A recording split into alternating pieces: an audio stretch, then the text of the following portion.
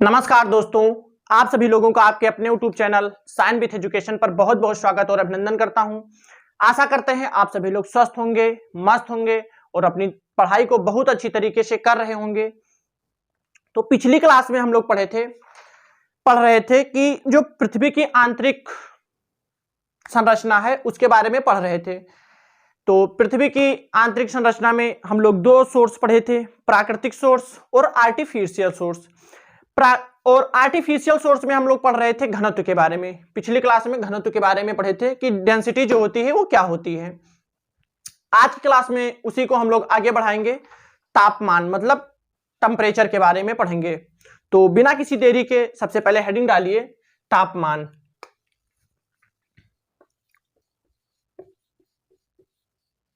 तापमान मतलब टेम्परेचर। अब सबसे पहले समझ लीजिएगा, अगर टेम्परेचर की बात किया जाए तो ऐसे समझिएगा कि अगर गहराई के अनुसार बात किया जाए तो गहराई के अनुसार ताप में हमेशा वृद्धि होती है। मतलब गहराई के अनुसार अगर गहराई जस बढ़ेगी वैसे वैसे तापमान में हमेशा वृद्धि होगी। मतलब गहराई के अनुसार ताप में हमेशा वृद्धि होती है। तो सबसे पहला पॉइंट लिखिएगा यहां पर कि गहराई के अनुसार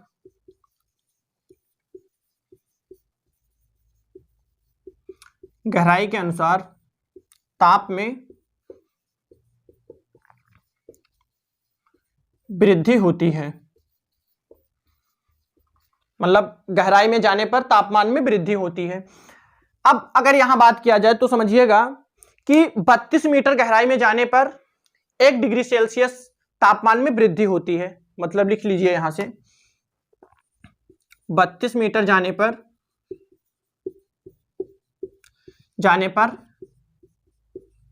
1 डिग्री सेल्सियस ताप में वृद्धि होती है, तापमान बढ़ता है। मतलब अगर पृथ्वी के अंदर 32 मीटर जाएंगे तो 1 डिग्री सेल्सियस तापमान में वृद्धि होगी। अब इसके पीछे दो कारण हैं। अगर सबसे पहला कारण की बात किया जाए तो रेडियोधर्मी पदार्थ की उपस्थिति। अब यहां से पहले समझिएगा कि इसके पीछे दो कारण है। सबसे पहले समझिएगा कि रेडियोधर्मी पदार्थ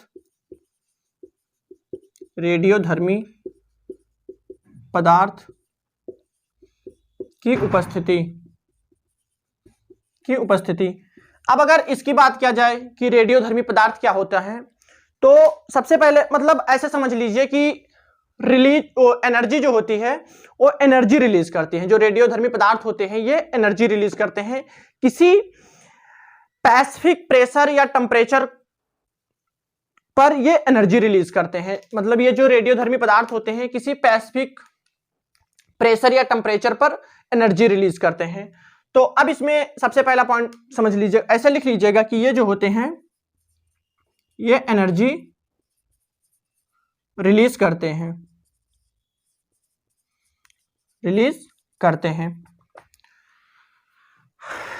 जो रेडियोधर्मी पदार्थ होते हैं ये एनर्जी रिलीज करते हैं किसी स्पेसिफिक टेम्परेचर और प्रेशर पर।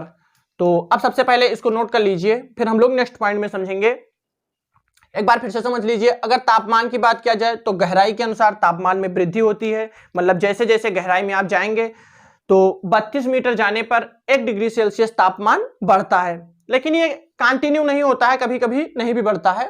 लेकिन ये माना गया है कि 32 मीटर जाने पर जो तापमान में होगा वो 1 डिग्री सेल्सियस का वृद्धि होगा। तो अब इसमें समझ लीजिए कि इसके पीछे दो कारण है। मतलब तापमान वृद्धि में दो कारण है। इसमें पहला रेडियोधर्मी पदार्थ की उपस्थिति। रेडियोधर्मी पदार्थ की अगर बात किया जाए तो ये एनर्जी रिलीज करते हैं।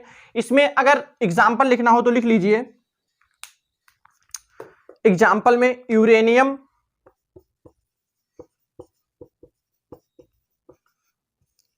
और थोरियम। इसको आप एग्जाम्पल में लिख सकते हैं कि यूरेनियम और थोरियम जो होते हैं ये किसी स्पेसिफिक प्रेशर और टेम्परेचर पर एनर्जी रिलीज करते हैं। तो अब इसको सबसे पहले आप नोट कर लीजिए, फिर हम लोग नेक्स्ट पॉइंट में पढ़ेंगे। ये जो होते हैं यूरेनियम और थोरियम जो होते हैं ये पदार्थ होते हैं, प्राकृतिक पदार्थ होते हैं। तो अब सबसे पहले इसको नोट कर लीजिए।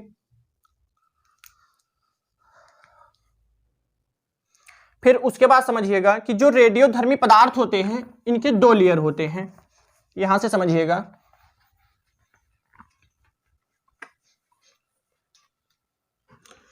जो रेडियोधर्मी पदार्थ होते हैं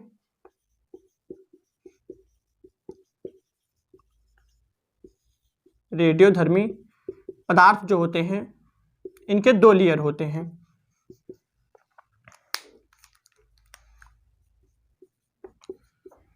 दो परत जो रेडियोधर्मी होते हैं इनकी दो पदार्थ होती हैं, मतलब दो लेयर होती हैं। अब अगर पहली लेयर की बात किया जाए तो यहां से समझिएगा कि 100 से 400 किलोमीटर तक, और इसे दुर्बलता मंडल कहा जाता है। दुर्बलता मंडल कहा जाता है। अब अगर 100 से 400 किलोमीटर की बात किया जाए, मतलब दुर्बलता मंडल की बात किया जाए, तो यहां का जो तापमान होता है वो 1900 डिग्री सेल्सियस होता है। 1900 डिग्री सेल्सियस होता है, मतलब दुर्बलता मंडल का जो तापमान होता है वो 1900 डिग्री सेल्सियस होता है। और जो दूसरी लेयर होती है वो 2973 मतलब 2900 से 6371 किलोमीटर का होती है। मतलब ये पृथ्वी का केंद्र होता है, सेंटर होता है, तो इसे केंद्र कहा जाता है। ये जो होता है ये पृथ्वी का केंद्र होता है। अब अगर यहां के टेम्परेचर की बात किया जाए तो यहां का टेम्परेचर जो होता है वो 6000 डिग्री सेल्सियस होता है। लिख लीजिए कि यहां का जो टेम्परेचर होता है 6000 डिग्री सेल्सियस होता है। मतलब पृथ्वी के केंद्र का जो तापमान होता है वो 6000 डिग्री सेल्सियस होता है।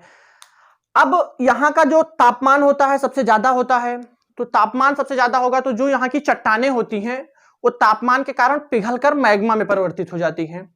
मतलब जो इन दोनों की, यहाँ दोनों की जो चट्टानें होती हैं वो पिघलकर, तापमान के कारण पिघलकर मैग्मा में परिवर्तित हो जाती हैं।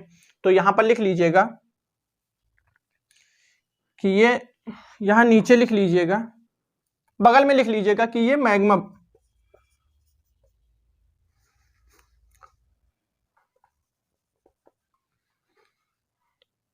चट्टानें जो होती हैं वो मैग्मा में परिवर्तित हो जाती हैं, में परिवर्तित हो जाती हैं। अब आप सभी लोग सोच रहे होंगे कि ये मैग्मा क्या है, तो ऐसे समझ लीजिए कि चट्टानों का जो पिघला हुआ रूप होता है उसी को मैग्मा कहा जाता है। चट्टानों का टेम्परेचर के कारण जो पिघलते हैं तो जो पिघला हुआ रूप होता है उसी को मैग्मा कहा जाता है। तो सबसे पहले इसको नोट कर लीजिए, फिर हम लोग नेक्स्ट पॉइंट में समझेंगे। एक बार फिर से समझ लीजिए कि रेडियोधर्मी पदार्थ जो होते हैं इनकी दो परत होती हैं, 100 से 400 किलोमीटर, इसको दुर्बलता मंडल कहा जाता है। दुर्बलता मंडल के अगर तापमान की बात किया जाए तो ये 1900 डिग्री सेल्सियस होता है। अब यहां से समझिएगा कि एक दूसरा जो परत होता है ये 2900-6371 किलोमीटर का होता है, जो पृथ्वी का केंद्र होता है, मतलब इसे केंद्र कहा जाता है। अगर पृथ्वी के केंद्र के तापमान की बात किया जाए तो ये 6000 डिग्री सेल्सियस होता है। कभी कभी यहां से क्वेश्चन बनते हैं एग्जाम में कि जो पृथ्वी के केंद्र का तापमान है वो कितना है, तो आपका आंसर होगा कि 6000 डिग्री सेल्सियस है। अब यहां पर तापमान ज्यादा होता है तो यहां की जो चट्टानें होती हैं वो पिघलकर मैग्मा में परिवर्तित हो जाती हैं। अगर मैग्मा की बात किया जाए कि मैग्मा क्या होती हैं, तो ऐसे समझ लीजिए कि जो चट्टानें होती हैं, चट्टानों का जो पिघला हुआ रूप होता है वही मैग्मा कहलाता है। अब इसमें दूसरी कंडीशन जो है, मतलब तापमान इंक्रीज करने की, बढ़ने की, वो समझिएगा। तो आशा करते हैं आप सभी लोग इसको नोट कर चुके होंगे।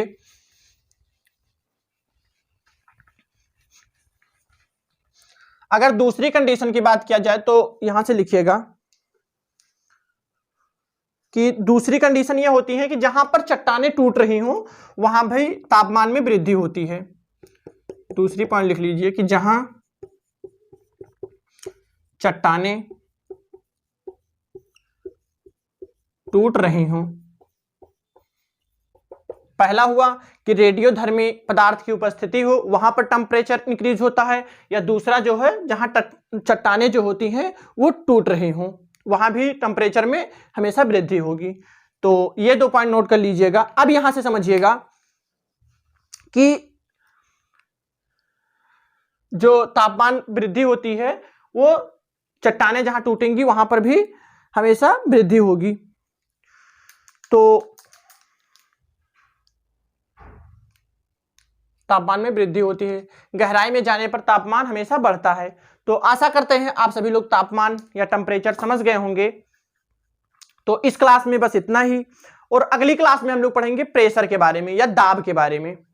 तो आपको क्लास कैसे लगी कमेंट बॉक्स में जरूर बताएं, और आप सभी लोगों से निवेदन करता हूं कि अपने क्लास को सभी दोस्तों में शेयर करें, सब्सक्राइब करें और लाइक करें, बेल आइकन प्रेस करना ना भूलें, जिससे कि हमारे क्लास का जो नोटिफिकेशन होता है वो आप सभी लोगों तक सबसे पहले पहुंचे और अपनी तैयारी को बहुत अच्छी तरीके से हमारे साथ कर पाएं। तो मिलते हैं अगली क्लास में एक नए उत्साह और उमंग के साथ। तब तक के लिए जय हिंद, जय भारत।